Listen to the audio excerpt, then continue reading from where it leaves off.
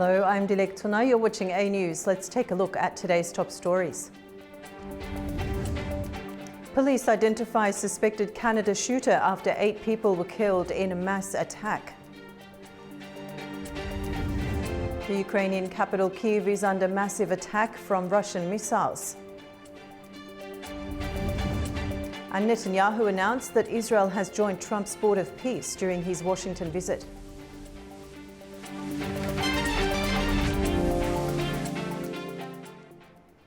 A quiet mountain town in Western Canada is reeling after an act of violence at a local school.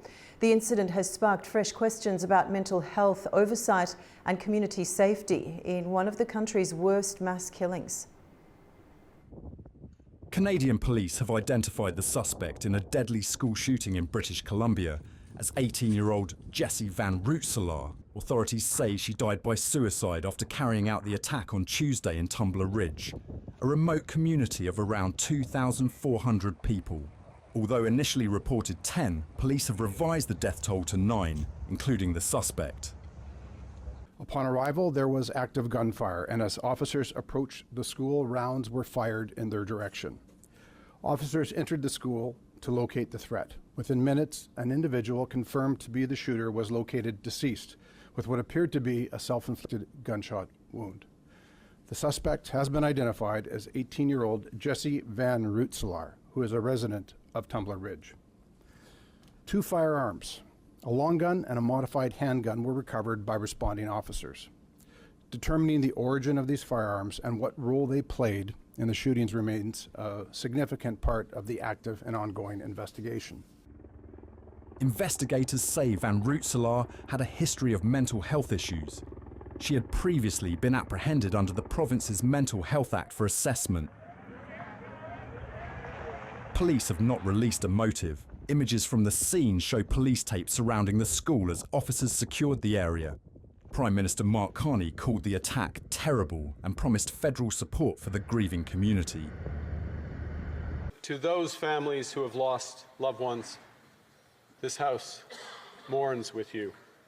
To those who are recovering from injuries, this House prays for you. To the students, the teachers, the parents, every resident of Tumbler Ridge, all of Canada stands with you. May the memories of those lost be a blessing.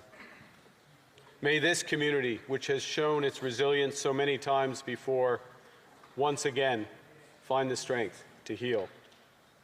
And may this House prove worthy of what Tumbler Ridge has always been, by striving to make Canada a better, kinder, and safer place. The shooting ranks among the deadliest in Canadian history. Canada has stricter gun laws than the United States, but Canadians can own firearms with a licence. EU leaders have gathered in Belgium for a full-day summit to discuss ways to boost the bloc's economy. Politicians from the 27 EU nations will look at how to increase investment, reduce regulation and drive innovation. Mario Draghi, ex-president of the European Bank, will address leaders at the summit at Alden Bissencastle. Draghi has previously called for increased European integration to avoid deindustrialisation and fragmentation in the bloc. Efforts to boost the European economy have taken on a greater importance following the introduction of tariffs by the Trump administration. Ahead of the summit, Belgium, Germany and Italy gave their backing to a document stating that the EU must simplify bureaucracy and improve cross-border mobility. The European Parliament has approved a major financial package for Ukraine, backing a €90 billion loan after fast-tracking the vote. The decision reflects broad support across the Parliament's largest political groups. The move allows the European Commission to raise funds on international markets backed by the EU's long-term budget, alongside changes to existing funding mechanisms for Ukraine. Massive overnight attacks hit Ukraine's biggest cities, with Kyiv, Kharkiv and Dnipro and Odessa targeted by missiles and drones. In the capital Kyiv, both residential and non-residential buildings were struck, though no casualties were reported and emergency teams were dispatched. In Odessa, a drone attack injured one person and sparked fires in an apartment building and an infrastructure facility. Ukraine's Air Force said Russian forces launched 24 ballistic missiles, a cruise missile, and 219 drones overnight, while air defences intercepted the majority of the assault.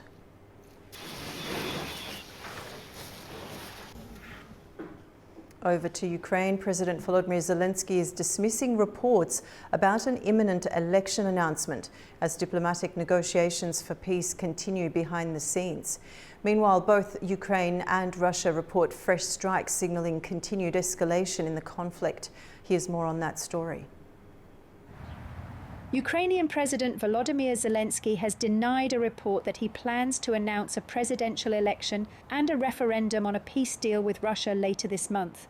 The Financial Times had reported that such an announcement could come on the 24th of February. But speaking to reporters through a WhatsApp chat, Zelensky said elections can only take place after a ceasefire is in effect. We will proceed with the elections when all the necessary security guarantees are in place. I have always said that the issue of elections is raised by Ukraine's partners. Ukraine itself has never raised it, but we are certainly ready for elections. I have said that it is very simple to achieve this, establish a ceasefire, and there will be elections. In other words, it is a matter of security. Zelensky added that any negotiations with Moscow should involve both Europe and the United States in a joint process. The Ukrainian leader also confirmed that he spoke with French President Emmanuel Macron on Wednesday. He said Macron briefed him about a recent visit by a senior aide to Moscow. Ever since the war in Ukraine began, Russia has been struggling with a serious shortage of workers. The country has been increasingly relying on Indian and other foreign labour to fill in the gaps. Russia is increasingly turning to Indian workers to tackle a severe labour shortage, made worse by the war in Ukraine. Officials say Russia faces a shortage of 2.3 million workers. Work permits for Indians jumped from 5,000 in 2021 to nearly 72,000 last year, almost a third of the migrant visa quota. On farms and in textile factories, they are earning about 50,000 rubles a month, around $660. Businesses say many local Russians are unwilling to accept. The situation with workforce in the labour market is grave. This is why we got quotas and formally employed these people. We had Uzbeks, sometimes Tajiks, and of course Russians. There is not much money in India. In India there is little money, but here there is a lot of money. The work is here. Yes, here it is good. In India there is not much money. The shortage is partly because fewer workers are coming from nearby Central Asian countries like Uzbekistan and Tajikistan due to stricter migration rules, a weaker ruble, and rising anti-immigrant sentiment, according to Reuters. Local Russians are also less available, with many leaving for better-paying jobs, moving abroad, or discouraged by rising taxes, inflation, and a declining workforce caused by long-term demographic pressures like war casualties and population decline have also reduced the workforce. For now, Indian and other foreign workers are helping to fill critical gaps in Russia's struggling workforce. Traders in China have found a way to export cars to Russia's sanctioned auto market. This comes after car makers pledged to restrict exports to Russia following its invasion of Ukraine in 2022. An investigative report by Reuters has revealed a loophole in Russia's car industry that dealerships are using to circumvent sanctions. After Russia's full-scale invasion of Ukraine in 2022, car makers, including Mercedes-Benz, BMW and Volkswagen, pledged to restrict sales to the Russian market. Despite these measures, tens of thousands of vehicles are still entering Russia, many originating from China. Of course, today a fairly large part of our customers and, in general, people in this country want to buy and drive cars exclusively from Western brands such as Mercedes. We have been working with this brand for more than 30 years and plan to continue doing so. However, at present, we can only bring them in through parallel imports. Мы можем позволить себе возить их только по параллельному импорту. The arrangement involves traders in China reclassifying new vehicles as used, removing the requirement for automaker approval for sales to Russia. So-called zero-mileage used cars are often heavily discounted in China, but in Russia they are sold at prices comparable to brand new, unregistered vehicles. Data from Autostat shows that imports from China now make up a growing share of Western and Japanese brand vehicles registered in Russia, along with steady volumes of South Korean brands. The number of such China-manufactured vehicles has more than doubled since 2023 and now accounts for nearly half of the almost 130,000 vehicles sold in Russia in 2025 by automakers based in countries imposing sanctions. BMW said it has instructed its retail operations in China to prevent any exports to Russia, adding that any grey market imports occur outside its control. Although Autostat figures indicate China is the primary route, other channels may also be used to bring vehicles into Russia. Since the start of the Russia-Ukraine war, more than 700,000 vehicles from these foreign brands have been sold in Russia. NATO is stepping up its Arctic security. It comes after Russia displays its military might in the Arctic region. In response, the Western Alliance is beginning a mission to increase its presence there to stop what they call increasing presence from Russia and China. Welcome to This Day in Europe, with Brussels taking center stage in defense talks. NATO formally launches a new mission to strengthen its footprint in the high north as the alliance responds to rising tensions in the Arctic and growing geopolitical pressure surrounding Greenland. Secretary General Mark Rutte argues that with Russia ramping up military activity and China increasing its presence in the high north, NATO is stepping it up with Arctic Sentry. In the face of Russia's increased military activity and China's growing interest in the high north, it was crucial that we do more, which is why we have just 2 hours ago launched Arctic Sentry. Arctic Sentry leverages the strengths of the alliance by bringing together NATO and allied activities in the high north into one overarching operational approach to the region. Rutte says the real innovation of Arctic Sentry lies in consolidating all NATO activities in the region under one unified command, improving coordination, closing capability gaps, and integrating the latest technologies. What is really new about it is that for the first time now we will bring everything we do in the Arctic together under one command. And by doing that, and we have seen the same in the Baltic region, we have seen the same when it comes to Eastern Sentry, we will not only be able to leverage what we are doing much more effectively and having a bigger impact, we will also be able to assess which gaps there are, which we have to fill, and of course we will fill them. But it will also bring into this whole equation the help of our Allied Command transformation. There's the latest technologies. We have seen this in the Baltic Sea when it comes to securing our critical undersea infrastructure, but also when it comes to Eastern Sentry, where not only the aim was to bring together in a much more effective and in a leveraging way what we are doing on the eastern flank, but also to make sure that we are better in countering the drones, but also becoming more effective in using the latest drone technologies ourselves, learning from Ukraine. Meantime, U.S. Air Force General Alexis Grinkowicz, NATO's supreme allied commander, stated that Arctic Sentry, quote, underscores the alliance's commitment to safeguard its members and maintain stability in one of the world's most strategically significant and environmentally challenging areas. Speaking on the sidelines of the EU defense ministers' meeting last night in Brussels, Germany's defense minister said the country would initially contribute 4 Eurofighter jets and air refueling capabilities to NATO's Arctic Sentry operation. All this ahead of NATO defense ministers meeting today in Brussels, where Arctic coordination, force readiness, and continued support for Ukraine are all expected to dominate the agenda. For A News, I'm Anita Sharma in Arnhem, Netherlands.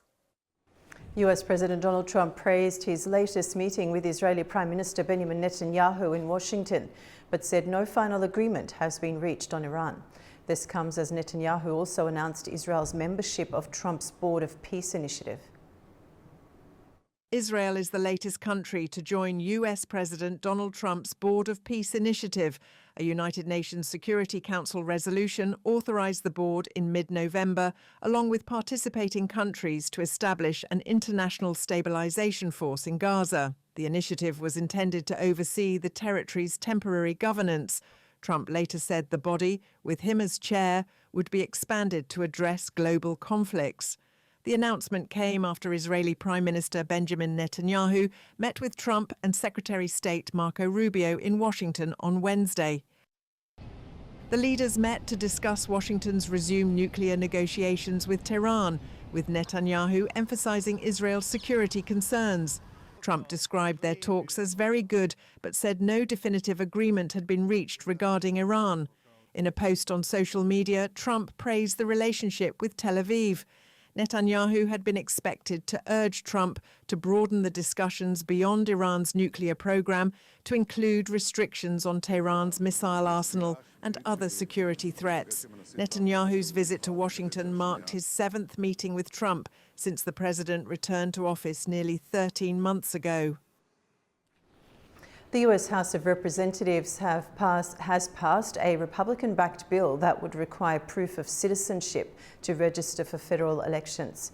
The measure cleared the chamber largely along party lines and now heads to the Senate, where its future is uncertain. Supporters say it protects election integrity and reflects strong public backing for voter ID laws. Democrats argue the bill could make it harder for millions of eligible Americans to vote, noting that non-citizen voting is already illegal and extremely rare. The debate comes as tensions rise ahead of the November midterm elections. We'll take a short break now, and when we return, we'll look at the outcomes of the Netanyahu-Trump meeting in Washington and what it means for diplomacy with Iran and regional security. Stay with us.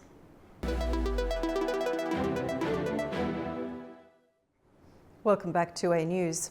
Israeli Prime Minister Benjamin Netanyahu met with US President Donald Trump in Washington this week for a high-stakes discussion on the Iran nuclear negotiations and regional security, including Gaza.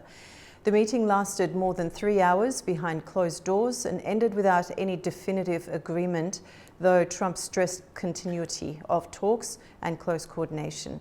Today we'll explore what was achieved, where differences remain, and what this means for wider diplomacy and regional tensions. Let's bring in our guest, Anna Evans, political analyst, joining us from Lisbon, Portugal. Anna, welcome to the program. Thank you. Now, Anna, let's begin with the immediate outcome. Both leaders kept details confidential, and Trump later said nothing definitive was reached. So in diplomatic language, does this suggest progress is being deliberately downplayed, or is there a real lack of coming together? Well, Dilek, we can only guess because it is of the interest of negotiating parties in these international negotiations to keep a number of details private. So it is better in terms of the next negotiation steps for the US to not disclose what the real outcomes of the talks have been. But we, having said that, we know that obviously Israel is the great ally of the United States in the Middle East, and it has been for decades. So whereas the Gulf Arab states are also strategically aligned with the US, it is a different degree of agreement which we see with Israel. Israel is one of the American best friends in terms of global geopolitics. And so if we go back to what we saw during the negotiations in Gaza, we see similar patterns, meaning the Secretary of State, the previous one, Blinken, and now in this administration, whenever there were negotiations, there was always some part of the outcomes that was not public, but in the end, even if there was not total agreement between Israel and the US, and if even when there were divergences regarding human rights and, you know, the kind of violence that happened, even so, in the end, Israel remains the friend of the US in the Middle East. And so we can assume that the next steps that will be taken in terms of negotiations by the US with Iran will inevitably be very synchronized with Israel's interests in the region. And so I don't think at all that there are great divergences. On the other hand, I think this shows, again, synchronicity and a desire to keep things private so as not to disclose details that could not be beneficial for the US in the next steps.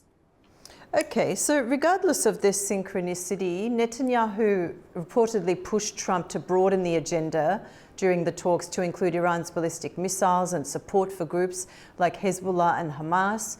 Do you think Washington adopted these terms over a nuclear focus?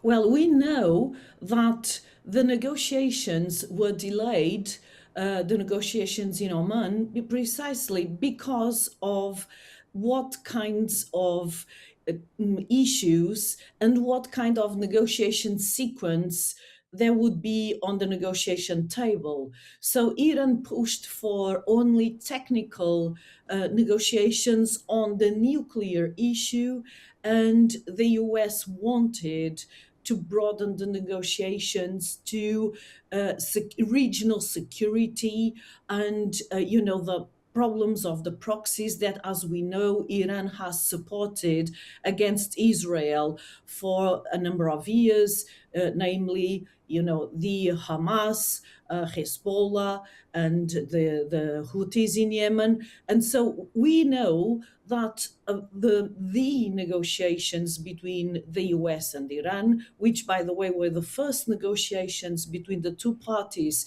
ever since the US attacked the nuclear sites of Iran.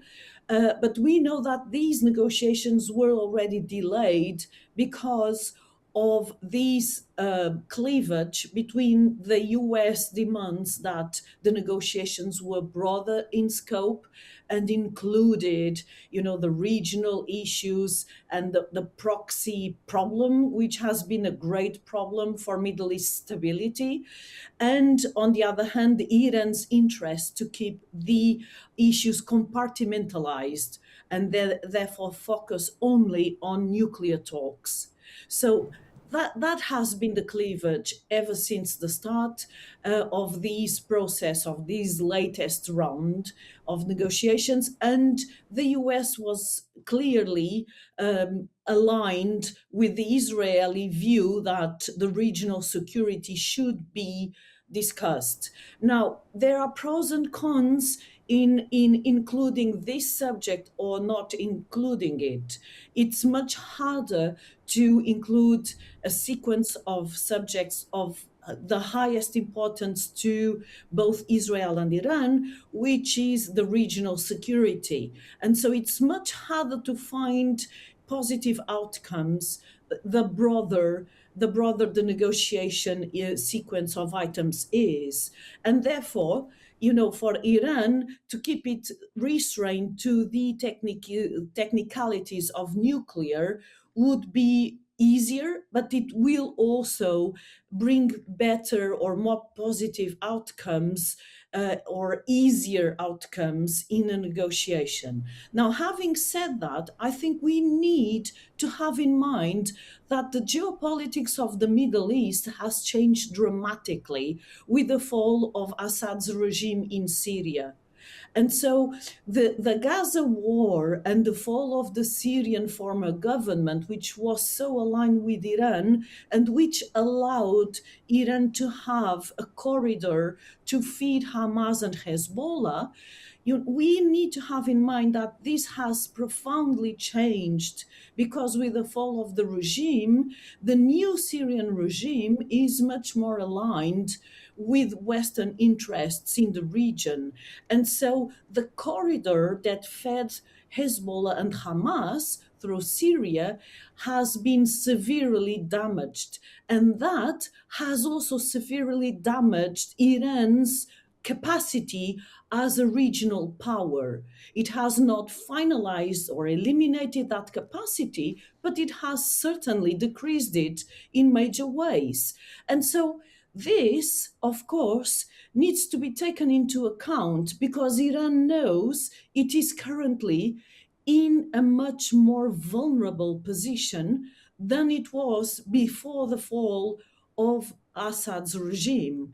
And so Iran is not at all interested in opening any gates that will further diminish its already reduced leverage at the regional level. And this needs to be kept very clearly in mind. The Syrian fall has completely changed the geopolitics of the Middle East, together with Israel's wiping out of the leadership of Hamas and Hezbollah. So we are now in a very different sort of negotiating context and regional context as well. And Anna, if Iran refuses to expand terms, what tools does Washington still have left to encourage any compromise? Well, Washington is in a favorable position because President Trump's administration attack on nuclear facilities a few months ago, the Iranian nuclear infrastructure showed very clearly that the US has the capacity to enter Iran's airspace and intervene and operate as it desires. And so this is a very, very important negotiating tool.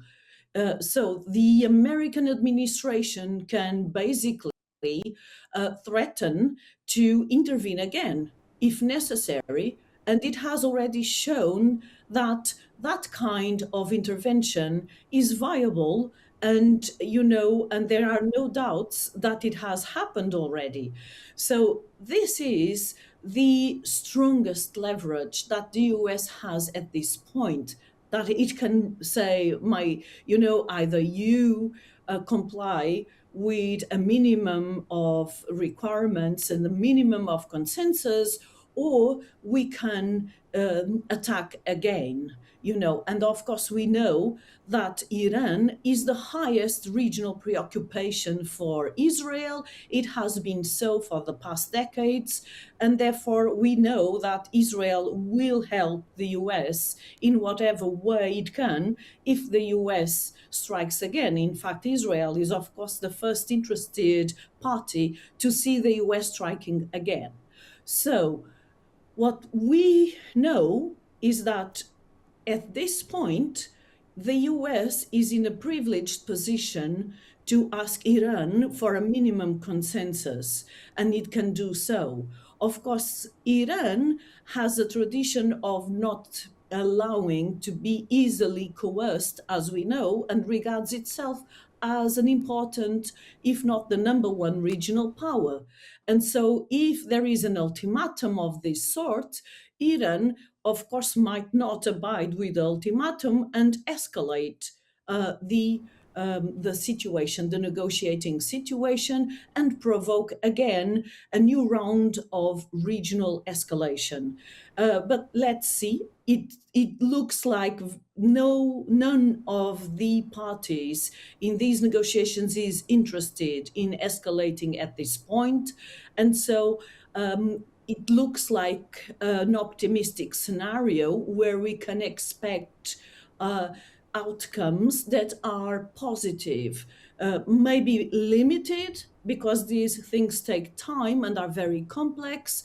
So we might expect limited outcomes, but there is some optimism in terms of, the relative leverage that the US has in terms of the regional geopolitics and the regional change in context that places Iran in a very different position.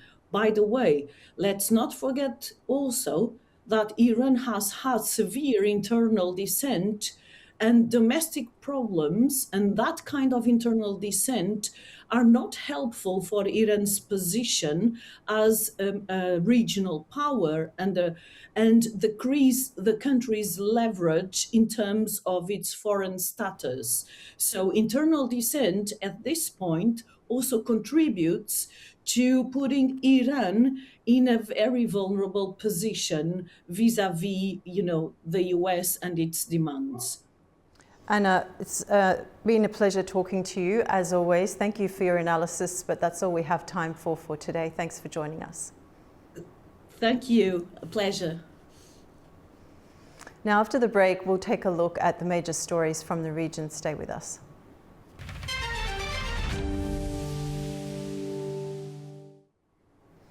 Welcome back to A News. Now, let's take a closer look at the key stories shaping the region. Greek Prime Minister Kyriakos Mitsotakis has met Turkish President Recep Tayyip Erdogan in Ankara, where the two leaders also chaired the 6th Cooperation Council session alongside senior ministers from both sides. A News correspondent Adam Morrow has more from Istanbul, Turkey. Greek Prime Minister Kyriakos Mitsotakis visited Turkey on Wednesday at the head of a large delegation for talks with President Recep Tayyip Erdogan.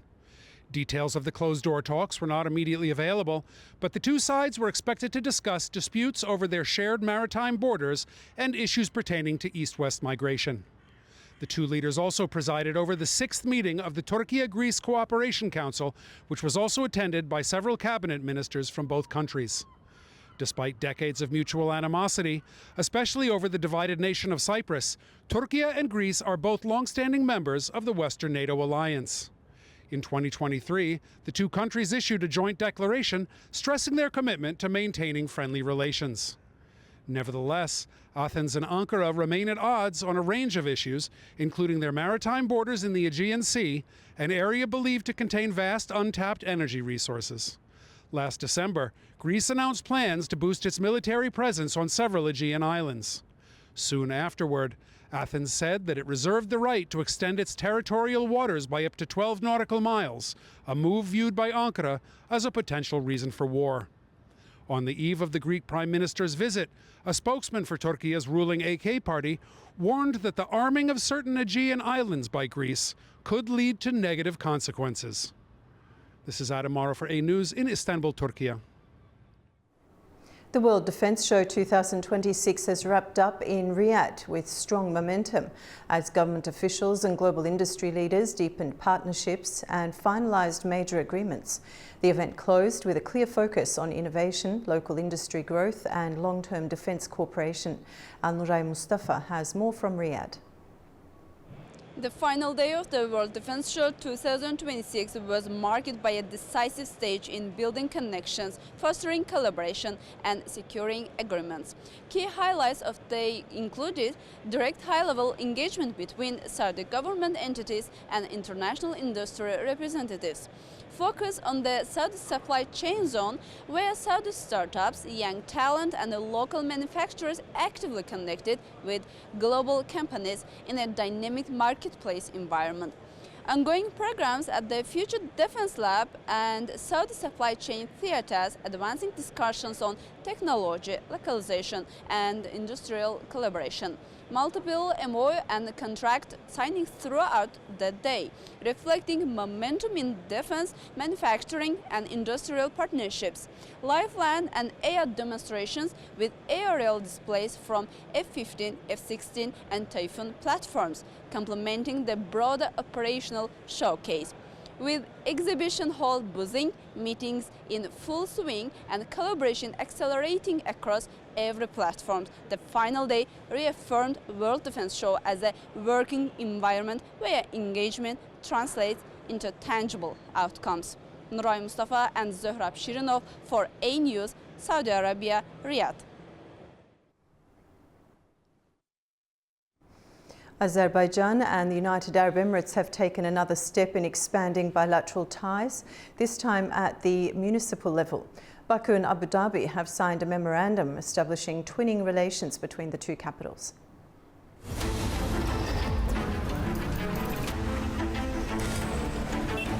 Two capitals, two skylines rising from the desert and the Caspian shore. Different geographies, similar ambitions. From the shores of the Caspian Sea to the coast of the Arabian Gulf, Baku and Abu Dhabi are shaping new urban identities at remarkable speed. Today in Baku, Azerbaijan and the United Arab Emirates strengthened their cooperation, this time at the level of their capitals. Memorandum on twinning relations was signed between the city of Baku and Abu Dhabi, creating a formal framework for closer collaboration. The agreement is expected to open new opportunities in urban development, infrastructure, innovation, cultural exchange and business partnership. The move follows President Ilham Aliyev's recent working visit to UAE, where expanding bilateral ties was high on the agenda. Today's step translates that political dialogue into practical cooperation. Both cities are expanding rapidly, investing in infrastructure, digital systems, and sustainable urban planning. For Baku, diversification and modernization remain central priorities. For Abu Dhabi, smart governance and optimized city management define its model. Now, those experiences are set to intersect. Baku, this is my first time in Baku and definitely will not be my last. It's a beautiful city.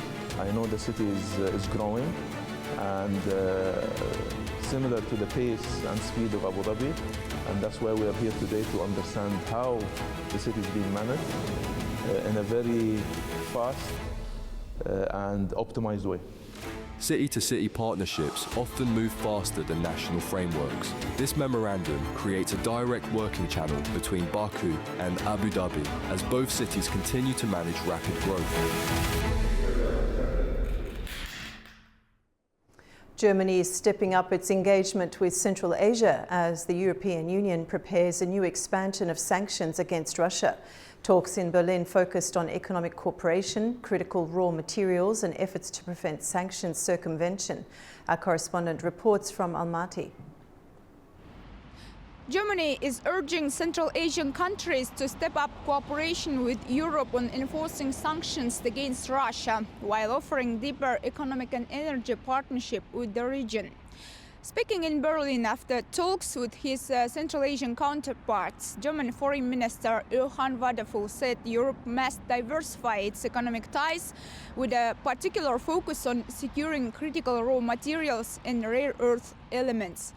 The German Foreign Minister described Central Asia as a region at a geopolitical crossroads, shaped by a growing Chinese economic influence and security risks linked to Russia. He said Germany sees the region as a long-term strategic partner. Central Asia lies at a geopolitical crossroads and must contend with existing and growing Chinese interests and the threat posed by Russia. As Europeans, we are committed to defending the rules-based international order worldwide. We share this goal with the Central Asian states. The talks focused heavily on Russia's war in Ukraine and the enforcement of EU sanctions. The German Foreign Minister urged the Central Asian governments to prevent sanctions circumvention, warning that any gaps would directly support Russia's war effort and undermine European security. Alongside sanctions, ministers discussed regional connectivity. Germany backed the development of the Trans-Caspian corridor as a key transport link between Central Asia and Europe and confirmed a €2.7 million contribution to its coordination platform. Berlin is also encouraging German logistics and railway companies to take part in infrastructure projects across the region. The meeting comes as the European Union prepares its 20th sanctions package against Russia, with Central Asia emerging for the first time as a distinct focus. Fariza Kalimurtina, Almaty, A News. Uzbekistan is set to expand its renewable energy projects in vulnerable communities. The country has plans to attract $230 million to install small solar power stations aimed at boosting local incomes and improving infrastructure. Uzbekistan plans to install small solar power plants in 1,000 mahallas as part of a broader program to reduce poverty and stimulate regional development. A mahalla is a local neighborhood community that serves as a traditional form of self-governance and social organization across the country. Under the initiative, each community will receive solar photoelectric stations with a capacity of 300 to 500 kilowatts. The facilities are expected to be transferred to mahallas on preferential 7-year terms, allowing them to generate additional income through electricity production.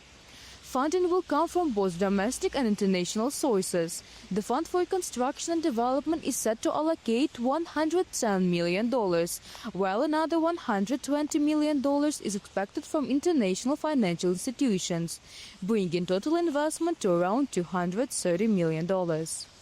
Officials say the solar rollout forms part of a wider reforms targeting 37 districts and more than 900 mahallas with difficult socio-economic conditions, alongside measures to improve infrastructure, modernize energy networks and support local entrepreneurship. It is Sivil Rajab reporting from Tashkent, Uzbekistan, A News. Afghanistan has announced a complete ban on the import of medicines from Pakistan as tensions between the two neighbours continue. The decision comes after months of border closures that have already affected markets across the country. Our correspondent Tamim Bahis has the details from Kabul. Afghanistan's Ministry of Finance says the import of medicines from Pakistan is now banned at all custom points across the country. In a statement, the ministry spokesperson Abdul Qayyum Nasser said authorities would strictly monitor the borders and prevent the smuggling of medicines and other goods through illegal routes. He warned that legal action would be taken against anyone violating the new order. The ministry has also urged importers to seek alternative routes for medicines and essential goods, saying the government is working to provide full support and facilitation to traders during the transition. The move follows months of border closures by Pakistan amid rising political and security tensions between the two countries. Key crossings along the Afghan-Pakistan frontier have remained shut, severely affecting trade flows and markets inside Afghanistan. Islamabad has accused Kabul of allowing militant groups to operate from Afghan territory, an allegation Kabul authorities firmly deny. Officials in Kabul say they do not allow anyone to use Afghan soil to threaten other countries and have urged Pakistan to address its own internal security challenges. The ban on Pakistani medicines is the latest sign of the growing strain in relations, with trade, travel and diplomatic exchanges all affected in recent months. Authorities say alternative supply routes are being arranged, but traders warn that prolonged disruptions could push up prices and limit access to essential goods. Tamim Bahis in Kabul, A News. Now we'll take a short break. When we return, we'll explore Azerbaijan's growing engagement with the Arab world after the foreign minister met the president of the Arab Parliament and what it could mean for regional cooperation. Stay with us.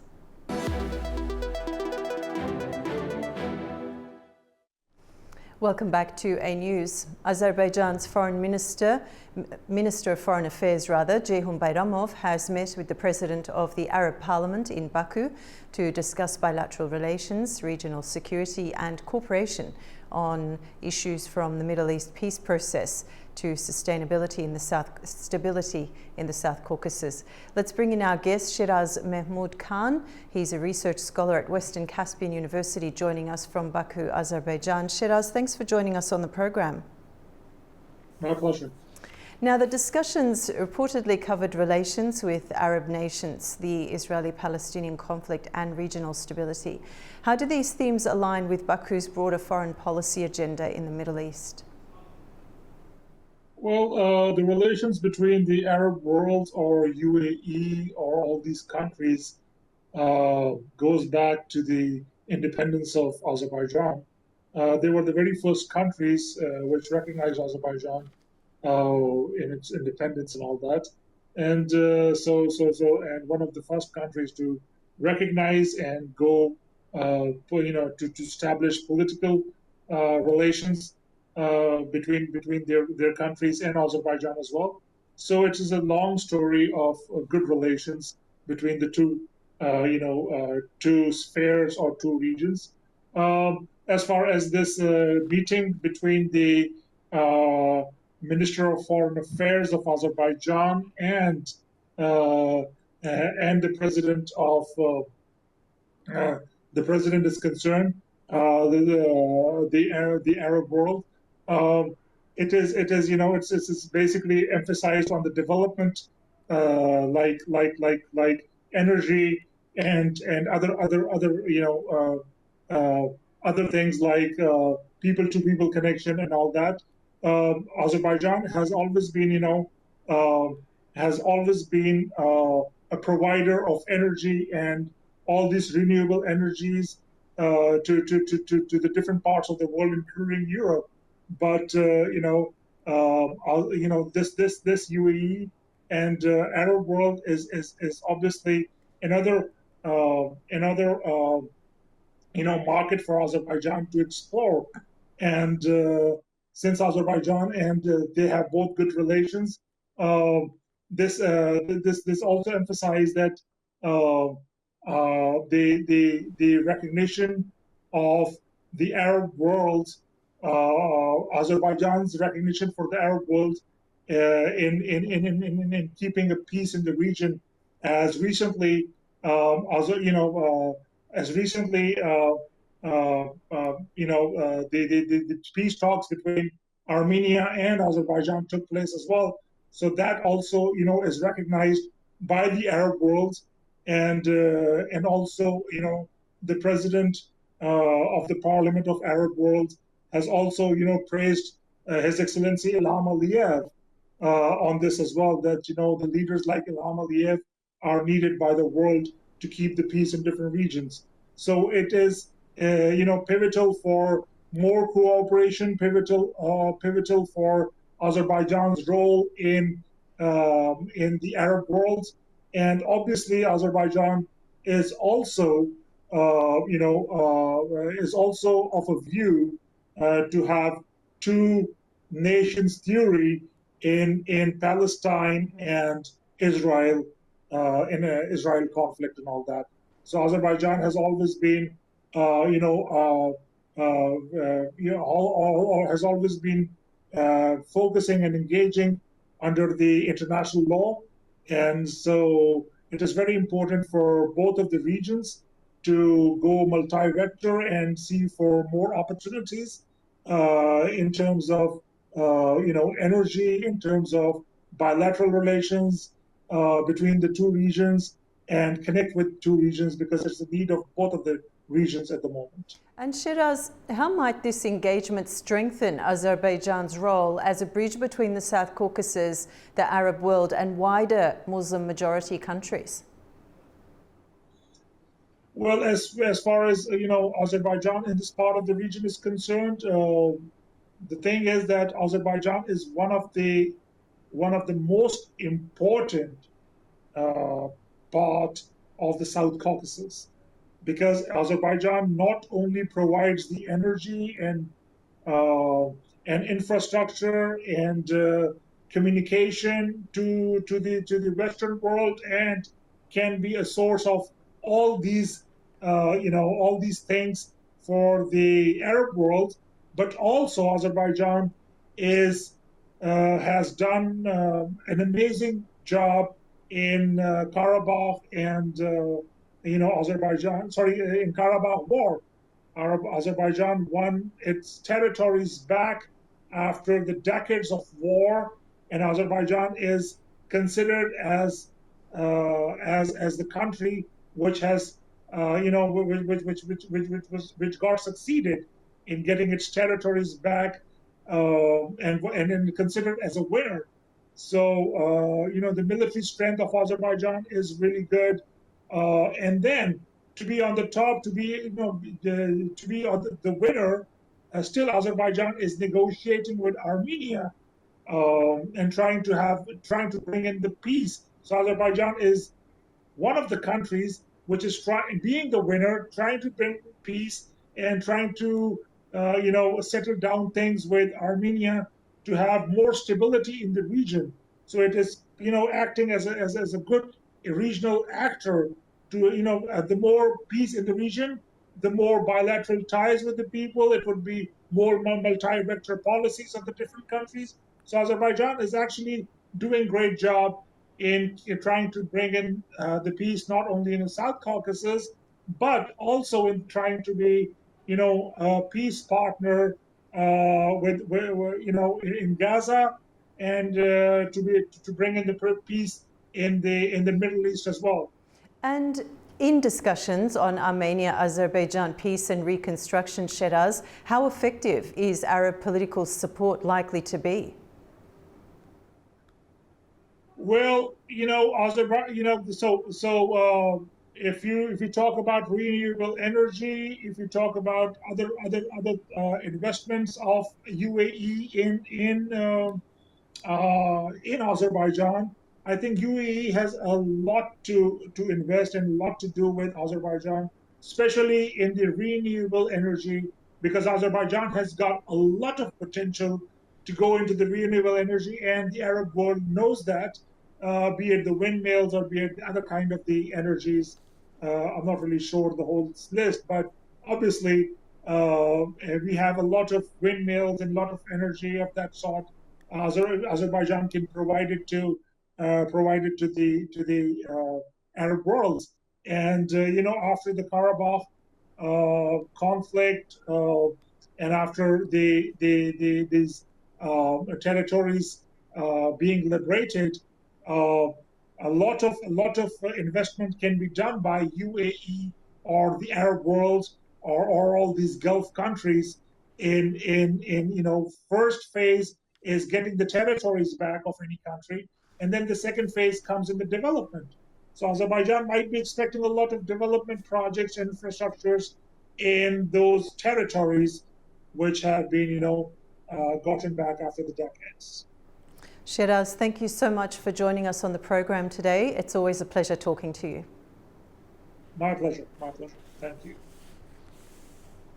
You're up to date with world news for the hour. Thank you for watching and stay tuned to A News.